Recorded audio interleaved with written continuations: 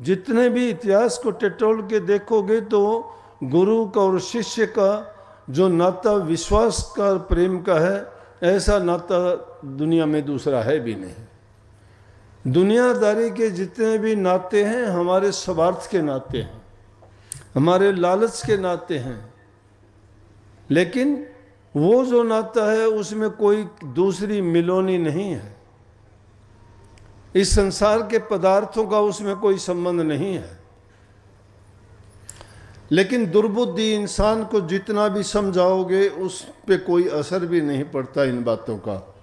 लेकिन जो भगवत प्रेमी हैं, जो अपना कल्याण चाहते हैं, जो इस संसार के पचड़े से सदा सदा के लिए मुक्त होना चाहते हैं, और जो जन्म मरण का रोग लगा है उससे बच जाना चाहते हैं, तो उसका एकमात्र साधन यही है कि वो जम की फांसी, वो काल की डोर जो हमारे गले में घली हुई है, वो सतगुरु के बिना कोई काट नहीं सकता। और जिन्होंने सतगुरु के प्रेमी हुए उन गुरुमुखों की अगर कहानी और बातें सुनोगे तो आपके जो मन की बातें हैं, जो तुम्हारे ऐसे कोई भ्रम पड़े हुए हैं दिल में, उन भ्रमों को टूटने में देर नहीं लगती। अनेकों घटनाएं ऐसी हुई जो इस बात को सिद्ध करते हैं।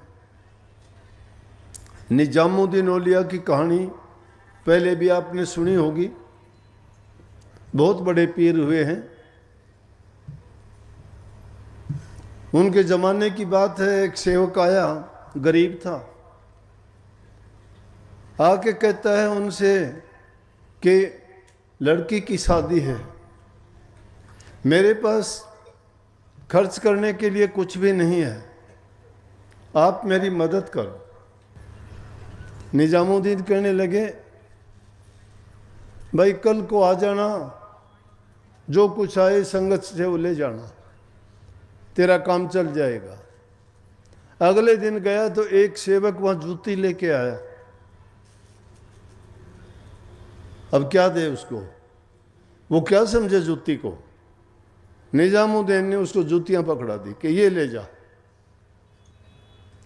जूतियां लेके चल दिया। सोचता है मन में, क्या किया गुरु, क्या करूंगा जूती, जूते मेरे पास है, जूतियों से शादी थोड़ी होगी। लेकिन क्या पता उन्होंने, संत ने तुझे क्या दे दिया। वो जूती नहीं, वो बहुत बड़ी दात दे दी उसको, दुनिया का खजाना दे दिया। निजामुद्दीन औलिया ने जूतियां दे दी, सेवक लेके जाता है, जूती है, मन में विचार है क्या करूंगा इनका। लेकिन सामने से क्या देखता, अमीर खुसरो आ गया। अमीर खुसरो बहुत अमीर था उस टाइम में, बड़ा व्यापारी, वो भी औलिया साहब का ही शिष्य था। 72 ऊंट सोने चांदी हीरे जवाहरात के लदे हुए और सारे सामान बहुत से। उसकी पत्नी साथ में, पहले जो व्यापारी होते थे लाव लश्कर लेके, परिवार को लेके साथ चलते थे। जब चलता हुआ जा रहा था तो अपनी पत्नी से कहता है कि मुझे तो गुरु की खुशबू आ रही है। बोले गुरु की, यहाँ बियाबान जंगल में क्या खुशबू आ रही है। बोला मुझे नहीं पता, मुझे तो गुरु की खुशबू आ रही है। बोले कि आपको तो रात दिन उठते बैठते सोते जागते गुरु के सिवाय कोई दिखाई नहीं देता है, आपके मन में ख्याल वही बना रहता है, आपको उन्हीं की याद जो आती है उससे आपने महसूस किया। बोला नहीं, ये बात नहीं है, मेरा मन कहता है कोई ना कोई चीज़ है गुरु की।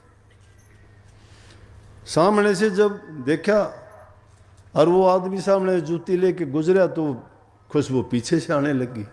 वो उधर चला गया, वो काफिला लेके आगे निकल गया। बोला कि वो खुशबू तो पीछे आ रही है, बात गड़बड़ है, इस आदमी में गड़बड़ है।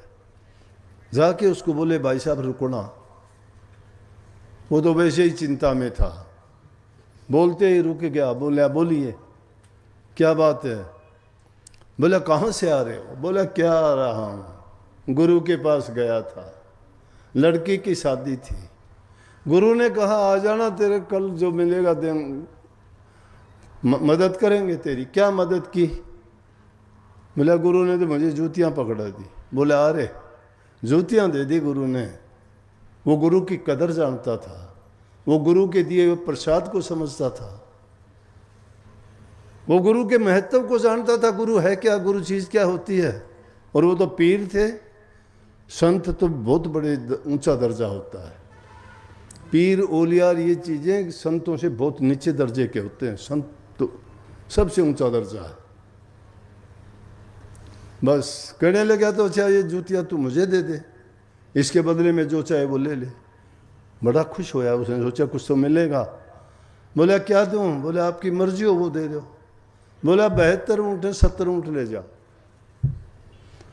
70 ऊँट उस इंसान को सोने चांदी हीरे जवाहरात के उन जूतियों के बदले में दे दी। 7 आदमी भेज दिए कि जाओ इसके घर तक पहुंचा के आना। वो उन जूती की कीमत थी। कहने लगा इनकी मैं कीमत अब भी नहीं दे सके।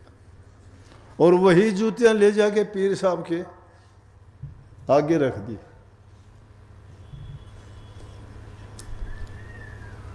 कहने लगे कितने की लेके आया? अरे इन जूतियों का क्या दिया, कितने के लेके आया? बोला 70 ऊँट। बोला फिर भी थोड़ी कीमत दी। बोला फिर भी तूने थोड़ी कीमत दी है, इनकी कीमत थोड़ी थी। क्या दे दिया था मैंने? अगर संत तुम्हें बख्शता भी है तो तुम ले थोड़ा सकते हो। अगर उस चीज को कोई समझ ले, ये ना सोचना वो वक्त थे, जमाने थे। वो वक्त और जमाने अब भी हैं। अब हमारी नीयत में खोट आ गया है। अब हमारी सोच और ईमानदारी नहीं है। अब हमारा विश्वास डगमगाया हुआ है। हमारे मन के अंदर घातरी हैं। हमारा संग अच्छा नहीं, हमारा खान पान अच्छा नहीं, हमारा विचार अच्छे नहीं। वो सत्य हाजिर है, वो नहीं हिलता कभी भी। इसीलिए उसको सत्य कहते हैं। तो ये गुरु का प्रेम था। और उसके बारे में क्या कहते हैं? कहने लगे अपने शिष्यों से, जब औलिया साहब का समय आया आखिरी वक्त, तो अपने शिष्यों से कहने लगे, बोला अरे खुसरुद्दीन की कब्र मेरे साथ ना बना देना, इसकी कहीं दूर बनाना, नहीं तो कब्र पाड़ के मेरी कब्र में आ जाएगा, मरने के बाद भी मेरी कब्र में। और उसके गुरु से प्रीत देखो।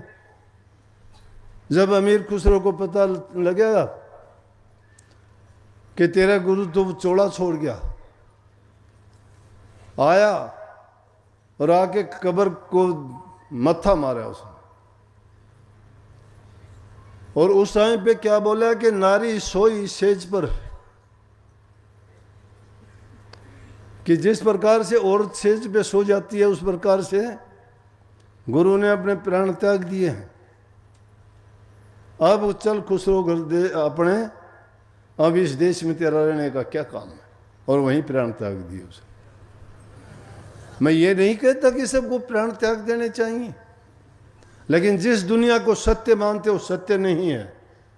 गुरु तुम्हें जो उपदेश ज्ञान देता है उस पर चलते जाइए, कुछ भी नहीं होगा तो आपका संसारी जीवन तो सुखी हो जाएगा।